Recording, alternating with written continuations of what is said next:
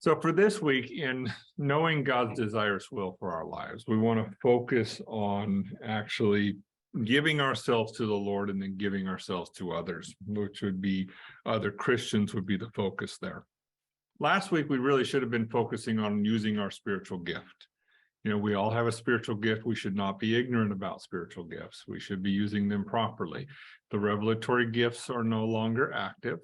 The gifts that are active relate to the edification of the church. This week, let's focus on actually giving ourselves to the Lord first and foremost, and then to other saints.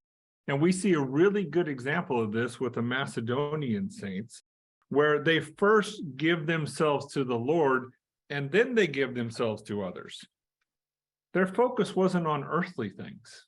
Their focus really was on the things that they had in Christ. And they were content with what God actually provided for them.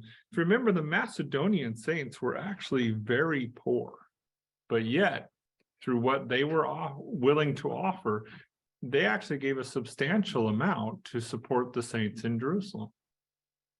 So it doesn't have anything to do with our wealth or how much we have in things or anything else.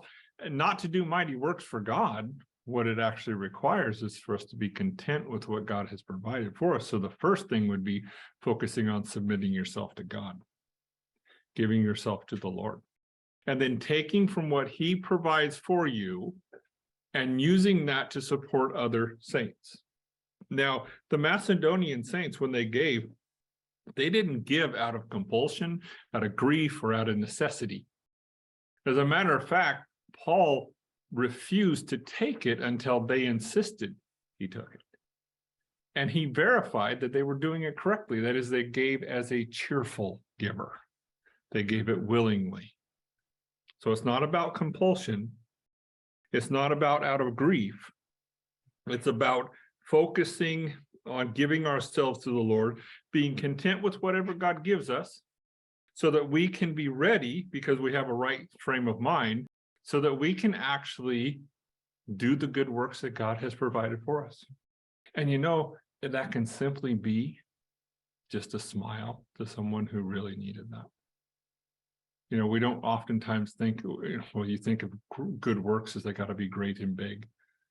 But fellowshipping together, being kind, expressing love towards each other, those can be some pretty incredible good works. And that should be our focus, you know, that we really should be giving ourselves to the Lord first and foremost, and then to other saints. 2 Corinthians chapter 8 and verse 5 is where we see this.